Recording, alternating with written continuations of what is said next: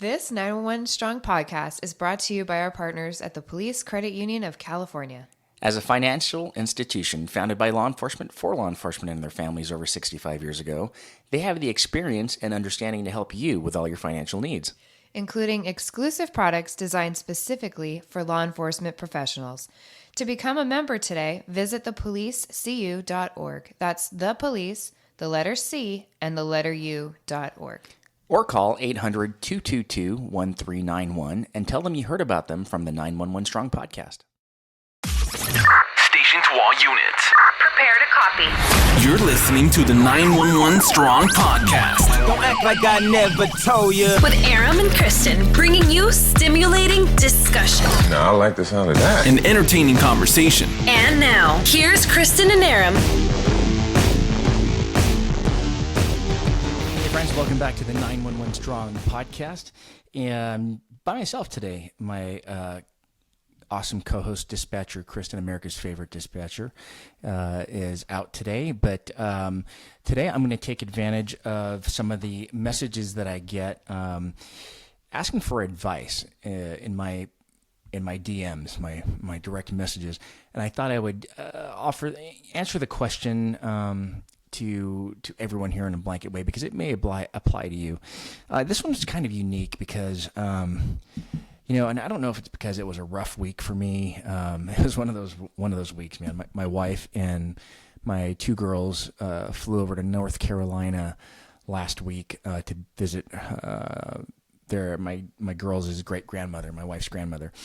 And wouldn't you know it, the day they leave, my oldest daughter's chameleon died, and then a few days later, one of our dogs died. And all this time, my grandfather was in the hospital, and then he passed away.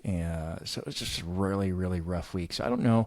I'm always ready to help people, and I think helping people when I'm in times like, during rough times helps me really as a person. Just forget about my problems and realize that other people are going through stuff. And so I answered a lot of DMs. I get a lot, and I do answer them. I answer them when I can.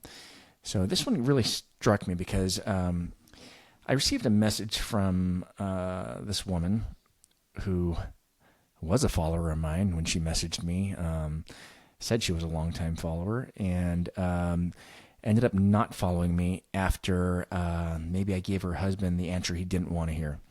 But it says this. Hi, my husband is in the force, and his agency now is being a total B to him. Saw your post about your old agency and how you roll with the times. It really made an impact on us. Things that happen to my husband definitely affects their family, especially in the force. My husband also does jiu-jitsu.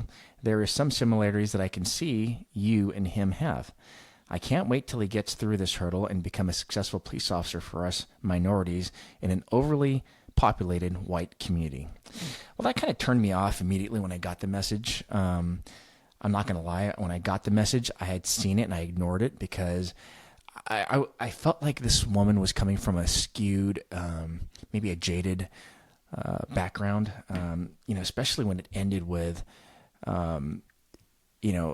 it's hard to be successful for us minorities in an overly white community. If you look at the California landscape, the overwhelming majority of police officers are minorities. White people are the minority right now in law enforcement. And there's a whole myriad of reasons for that. But one of the things I can think of is back in the 90s, affirmative action. It's a lot harder for white police officers to be out there without being called racist. So I don't blame white people for not wanting to be in law enforcement right now. And that gave a lot of opportunities for minorities who wanted to be a reflection of their community they served to join law enforcement. So I don't believe for 1 minute that it's harder for minorities. Look at me. I'm a minority, and I'm 1% of my department's representation. If you look at my ethnicity, but I'm also in the 1% when it comes to leadership. I'm a lieutenant at my department. So I think I've done just fine. My partners, also other lieutenants and captains, are minorities as well. So I don't believe that for 1 minute. I think that's a scapegoat. So it really turned me off, and I didn't like it. So I ignored it. And then she she commented on one of my posts saying, hey, I messaged you. I really want you to answer my question. And I thought, you know what? If your husband is going through this, shouldn't he be the one asking me? I kind of lost respect there when this guy sent his wife, and maybe it was unbeknownst to him, and I understand that this wife is tries to back up her husband, but at the same time, let your husband fight his battles, right? Especially if it has something to do with profession, because there may be a dynamic at work that you may not know about. You're hearing one side of the story, and you don't know. Of course, you're going to be biased to your husband. So, maybe she asked me for a reason. Maybe because I'm going to come in with an unbiased opinion, but I don't think so. I think she thought maybe because I had the perspective of a minority, that I would automatically be on his side and give him the ammunition to fight his superiors. So the response I gave in the comments was, no offense, but maybe your husband should be the one messaging me. Why am I going to go through a middleman anyway? So he did. She said, you know what? He follows you. And I said, great. Have him message me. And this is the message I got. Hi, sir. I'm currently or was in the FTO program. I was completing my 4th phase when I was told I was going back to phase 3. Since then, my training sergeant and my field training officer have been constantly discouraging me to go back to corrections and telling me, you're just not cutting it, when my mistakes were minor infractions. On top of that, my DORs, which are daily observation reports, were revised from phase 2 to show I was deficient with my calls. While redoing my phase 3, my calls were handled properly, but now they are docking me on things such as a, quote, wrong turn. Very minor things that have again been magnified as being unsatisfactory. Well, let's analyze just this. Let me read on. Sir, sorry for the long intro. Fast forward to today. The training sergeant told me he wouldn't let me out today anymore on the field and can stay in the station. He gave me a paper that states I can voluntarily go back to corrections and fail the program. Any advice on how I can handle this? Well, let's break down the message. He made it all the way to phase 4, and then he went back to phase 3. Nobody likes to go backwards, but sometimes it happens. There's a deficiency that they feel that you need remediation on, and you need to work on that. But it sounds like this guy is really close-minded, saying that these things are just minor infractions. Well, you know what? While you're on training, every little thing you do gets magnified, because those little mistakes that you make now are going to be amplified when you're let go and unsupervised. So these are major things for speaking as a former training officer, I can tell you, minor infractions are not something we take lightly. And when they're telling you you're just not cutting it, you're not going to cut it. Not everybody's meant for this job. And I don't care how awesome you think you are or how great you think you should be. If you're not cutting it, that's another person's observations. It's not just the field training officer too. It's the training sergeant. And I guarantee you the training sergeant and the FTO are not conspiring because they don't like you.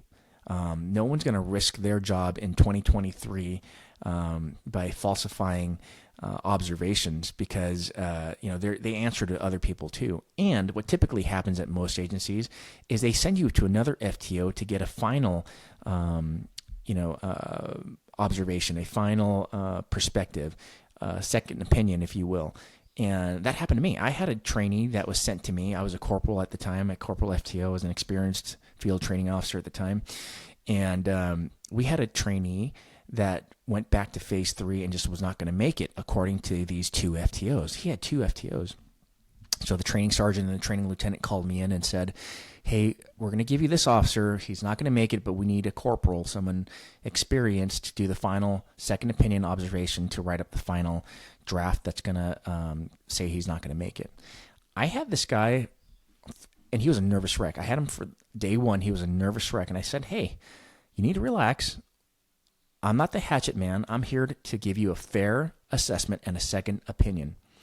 And I want to see how you perform. But I understand you've got anxiety right now, and you feel like you're under the gun. So I'll tell you what, I'm going to handle the calls today, and you're going to be my backup. You're going to be my partner. You can't ride a bike unless you got you can come off the training wheels. And this guy was definitely on the training wheels at the time. But you know what? By the end of that day, we were cracking jokes. He was relaxed, and he started stepping up and handling calls automatically because that's how he was trained. He didn't even realize he was taking over, and I let him do it. By day 2, he was answering calls, handling them, doing them. He was pulling pet checks, pulling traffic, and he was doing good. And you know what I learned from that? No offense to the prior training officers, but I don't think in their mind they knew how to adjust to the trainee. A successful training officer adjusts to the style of the learner and shouldn't expect the learner to adjust to the style of the training officer.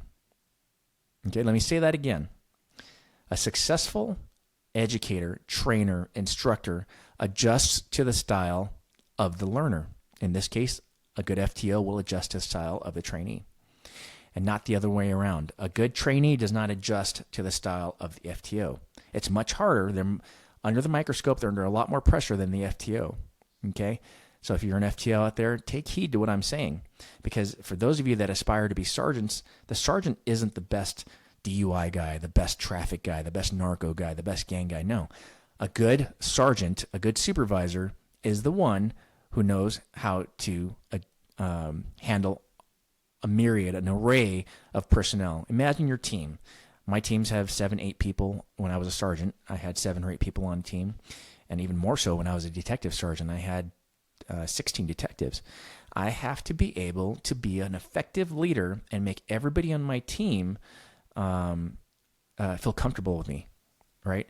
I had to, whenever depending on who I was talking to, who I was addressing, who I was giving orders to, who I was counseling, I had to adjust my approach with them. And that's what a good leader does. And if you're an FTO, you're the first leader out there. In law enforcement, the person that has the greatest effect on you is your FTO. You will always remember them till the day you retire, maybe even after you retire. So you have a greater impact than you think. Going back to this kid that I took over that I was supposed to be the hatchet man on, he made it. In a week, I moved him back to phase 4. He was a much different officer than the evaluations I read, than the daily observation reports that I read. He was a much different officer than the day I got him. And I said, you're going to make it. You just need to take a little bit longer than some of the other trainees. And that's a standard that I don't like. I don't like the fact that, hey, if you don't cut it in 6 months, you're not going to make it. No. Some people take a little longer. And do we want to make investments in those people? Well, some we do. Some just aren't going to cut it. That's the absolute truth. Some people are not cut out for this job. But with this kid, I call him a kid. He's a detective now. But with this kid, I saw potential in him, and he just needed nurturing. And yes, he needed a month longer than the other trainees. But guess what happened? He became one of our most effective officers out there. He solved some great cases. He arrested great people. He wrote great reports, and now he's a detective. He made detective after 8 years, which at our department is a pretty good thing. And he's one of our most effective detectives, to say the least. I can't take credit for that. All I can take credit for was I was able to see beyond what the first FTOs noticed. They only saw failure, and I saw potential. Okay, going back to this message I got. Let's go back. He says that his sergeant told him, or he said they were docking him on little things such as making a wrong turn, in quotes. I'm like, you know what? Making a wrong turn is a big deal. We fire people if they get into multiple accidents. You're driving a piece of machinery that costs a lot of money. This isn't a civilian vehicle. This is a vehicle that has a lot of equipment and a lot of money invested in it. And the public sees you. You stand out. So if they're seeing you doing stupid things like wrong turns, how is that a reflection on law enforcement as a whole? Wow, this cop's doing whatever he wants. They don't know that you're making a mistake. Mistakes are a big deal. And you know what? If you make a mistake, that's one thing. But I have a feeling this isn't the first time, because when I was in FTO, little mistakes, I didn't dock them. I notified them that they messed up. But if they did it again, I would dock it. Like, for instance, remember touching the first time you touched the hot stove? It hurt. Did you ever do it again? No, because you learned your lesson. Now, if you're the type that repeatedly touches that hot stove over and over again, you're not going to cut it. You're continually making mistakes because you're not thinking. You're not using your brain. You don't have the instincts. And that can be terminal in this profession. It can lead to being fired or even death, or causing great serious bodily or injury or death to your partner or the public. And we can't have that. So we need people that are going to make smart decisions. And I guarantee you, if I talk to this person's FTO, this wasn't the first time he made a wrong turn or other minor infractions. They listed it because it's just one of many.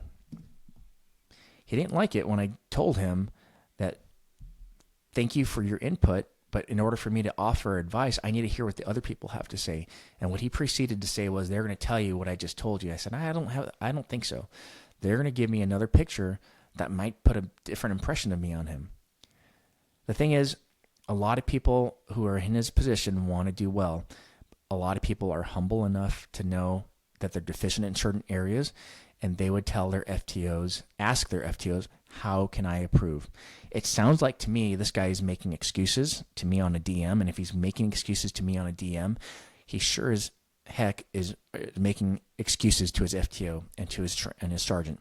And as a supervisor, I can tell you the last thing I want to hear is excuses. I want to hear that you acknowledge it and that you're going to improve upon it.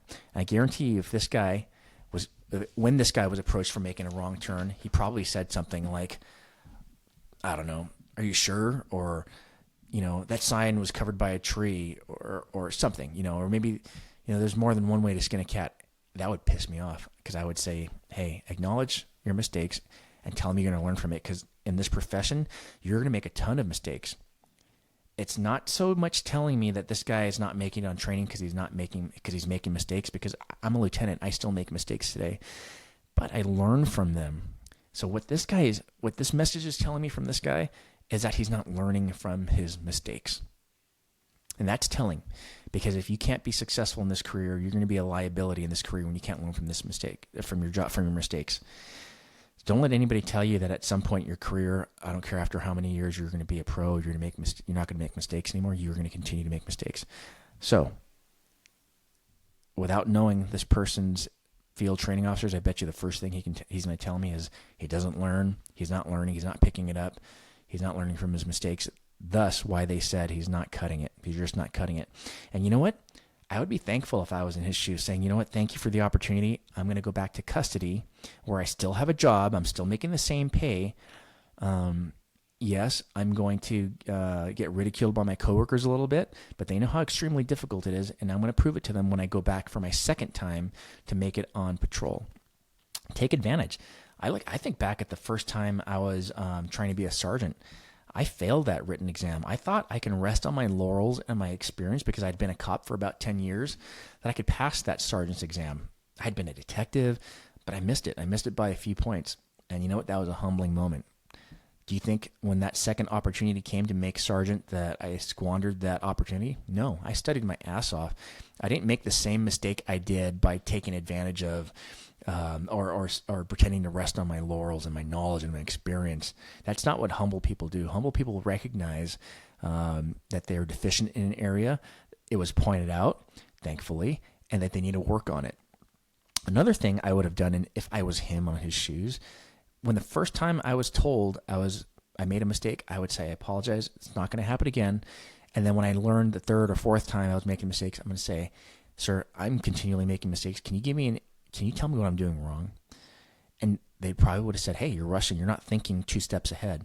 That's a common problem with patrol trainees. They're in the now. They're thinking about what I have to do now. The successful trainees are the ones that think about what I have to do 2 or 3 steps down the line. One of the common examples of that is when they have to put out radio traffic. Let's just say they put out a traffic stop. They know they have to pick up the radio and give their unit, like, hey, 31 station, 31, go ahead. And they know they're pulling traffic on XYZ 324, and then they don't realize they forgot to look at the street. They don't know their location.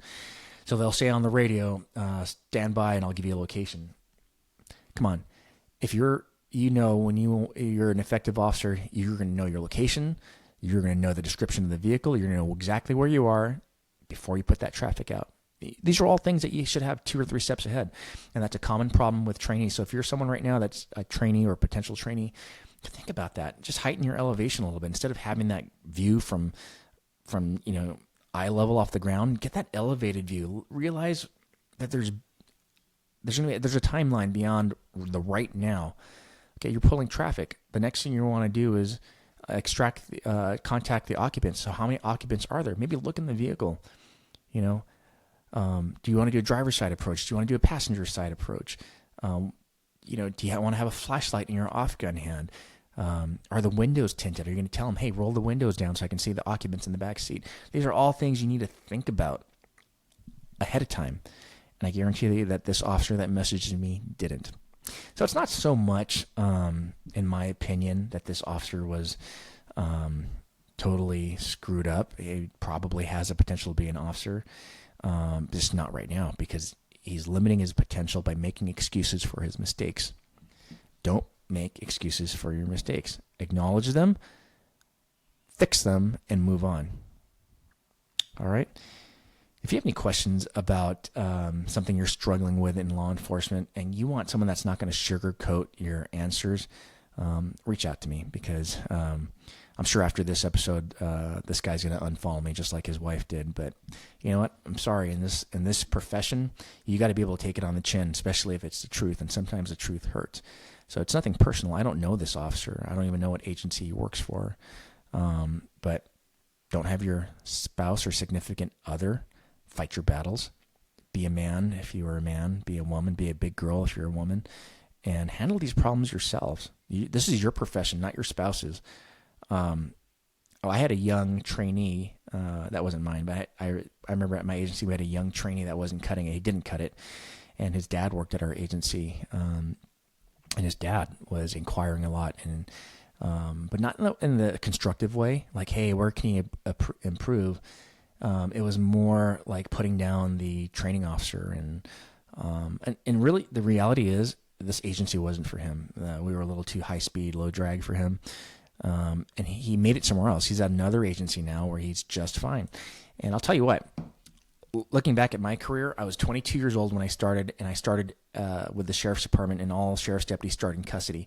And I needed that time to mature, because I think if I had gone to patrol, I probably would have screwed that up. I wasn't mature. I didn't have the maturity enough. I had been in push fights growing up, pushing people in high school and stuff, but I've never gone to blows where, I'm taking fists to the orbital and getting choked out. That happened almost every day my first year in custody. And you know what? That gave me a lot of experience and maturity. I tell you what, I learned real fast that yelling at a 6'4", 300-pound parolee wasn't going to get you compliance. So I learned how to speak tactically, and in a kind of a street respect kind of way. And you know what? When I was on the street, as young as I looked, people thought I'd been around, that I was experienced because of my demeanor and because of the way I talked. I didn't raise my voice. Hardly ever had to raise my voice, but I got compliance, and people would always ask me, what Jedi powers do you have? And I'm like, you know what? I learned in my 5 years in custody how to talk to the parolees, these inmates, and that I just translated that on the street. So it did wonders for me. I was off phase training real fast when I went to patrol, because I had good officer safety and I didn't make mistakes. I learned from my mistakes. I was a quick learner. That was a common thing that was on my daily observation reports, that I was a quick learner. And so just judging on my experience, passing on my knowledge to you. So if you have any questions or any concerns about your performance, and you want someone that's not going to sugarcoat it, reach out to me. Don't worry about getting your feelings hurt, because I might tell you the truth, and the truth might be something you don't want to hear, but it's something you need to hear. And what do I know? I'm a lieutenant at a big police department, and I've been a cop for 24 years, and I've been in online as a cop, hearing other people's opinions and having people share their opinions with me. So sure, I could be wrong, but based on where you are in your career and where I am in my career, I probably have a piece of advice that you need to hear. All right. Well, that does it for this episode of the 911 Strong podcast. And as always, I appreciate you guys tuning in to our podcast, which is now top 200 internationally. We're on the top of a number of charts in a number of countries, and we can't do it without your help. And we're also on the First Responder Network, Axon's FRN, which is now available for streaming on their streaming platform, or to download their app on your smartphone. Look for the First Responders Network by Axon. Also, if you are in the market for shopping for a pistol and you are in the Southern California area, check out Proforce in Brea, they're my go-to gun store and police equipment store because they are not only the best in terms of quality and quantity, because they're a Glock Blue Ribbon dealer and a SIG Blue Ribbon dealer. They offer the best prices. They deal in so much quantity that Glock and SIG give them significant price discounts that pass on to the public. Not the public, I should say, first responders, because they only allow first responders and veterans in the store. You have to badge and ID your way in the store, which I think is a quite unique thing. It's not like going to these, large sporting goods shops where you might find a guy that knows more about fishing poles than your pistol or rifle or carbine. You want to go to experts, and every time I go in there, I talk to someone that was a vet or a retired police officer, someone that was an armor, someone that was an expert in this gun, because they send them to training. They send them to armor school, they send them to repair school, and they know their stuff. They know their nomenclature, and they know what might be a better fit for you than the one you came in thinking. And they'll talk you into different options, and it's not always the most expensive option, a more expensive option. It's the fit that's for you, because they want to make customers out of you for life. And I am a customer for life, so I appreciate you guys visiting Proforce. Also, check us out on FRN, like I mentioned. I have a new show on there, which will be coming out real soon, called The Debrief, and it features me and very special guests, experts in law enforcement, and we break down intense body cam footage worn by our nation's heroes. And we go play by play, kind of like what you see on NFL Sundays, where the sports analysts come out. That's exactly what we're doing. So I appreciate if you guys tune into that. All right, folks, that does it for this episode. I'll catch you guys next time. Take care. God bless.